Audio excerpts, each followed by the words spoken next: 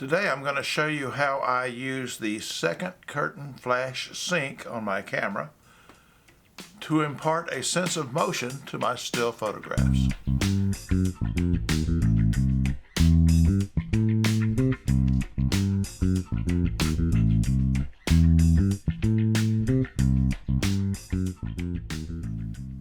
I like to shoot a lot of different kinds of subjects, and I think most things will translate into art or fine art depending on how you approach them. Somebody once told me that, or I read, I don't remember, that the difference between photography and art is intent. What did the photographer intend to accomplish? All kinds of activities can be rendered as an art form, I believe, from the execution of the actual activity to the recording of the activity. When shooting in these examples, skaters, and in a minute you'll see some musicians, when shooting these activities, there's a commonality in those two subject matters in that there's a lot of implied motion or action. And I was wondering how to tell the story of that motion in a still photograph. And so I started this journey by shooting the skaters and the bikers at the skating park, and what they were doing and how they were doing it, and experimenting with slow shutter speeds, lagging shutter speeds, and lighting.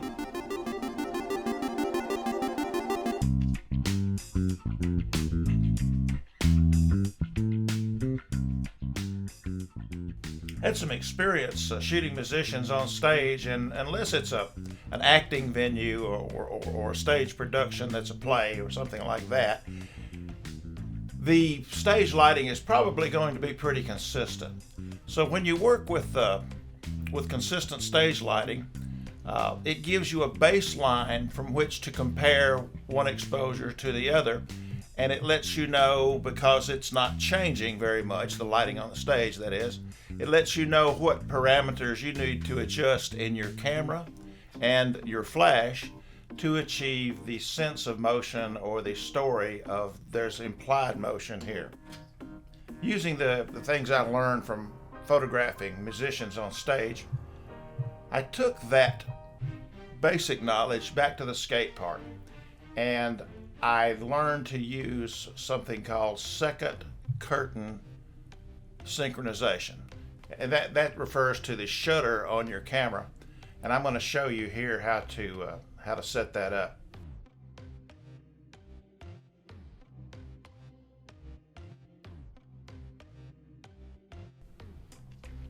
I'm using a Canon camera, so adapt this information to your own brand preferences. But you want to access the flash menu and flash function settings on the camera. So I'll press OK or enter, and ETTL tells me first curtain synchronization. It's not what I want, so I press the button that corresponds to ETTL, and it's going to move it to, come on, there you go, second curtain synchronization. That's what we want, second curtain synchronization. Now you can return to your normal shooting functions on your camera, because you're set up to mechanically achieve the results we're after right now. A few things to remember, in no particular order, and I'm sure you'll come up with more of your own, but try to keep from blowing out your highlights. Printers say that there's no dot in a blown out highlight, and when there's no dot in there, it means you cannot affect anything that needs a pixel or a dot to be changed. So keep a little dot, underexpose a little bit, try to keep from overexposing always. Your flash and your camera are going to have to talk to each other. The easiest way to do that is to, I guess if there is an easy way, it's a function of money, I'm sure, but most branded cameras and flashes from the same manufacturer will probably talk to each other no problem. Get ready to shoot a lot of exposures. You're gonna shoot and shoot and shoot, and then shoot some more, and soak your trigger finger, and then shoot some more. making lots of adjustments along the way. If you can take your strobe and put it on a stand off camera access somewhere, or have an assistant walk around with it. And here you're going to need a slave remote to make the flash sync with the camera when you shoot. But getting that flash off the camera adds more dimension to your photographs. You'll like it better.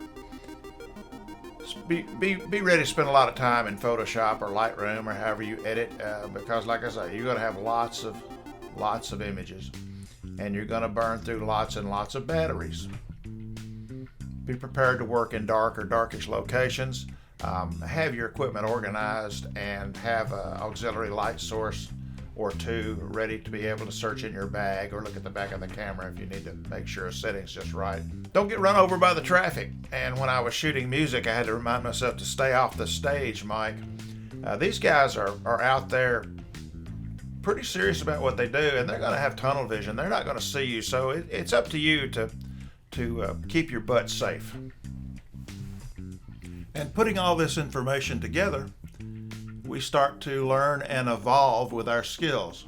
So I'm going to go through a few of these images I was able to capture after learning the basis of what I'm trying to do, and hopefully you can see a bit of evolution as I go through these things and show you what I have so far with this project.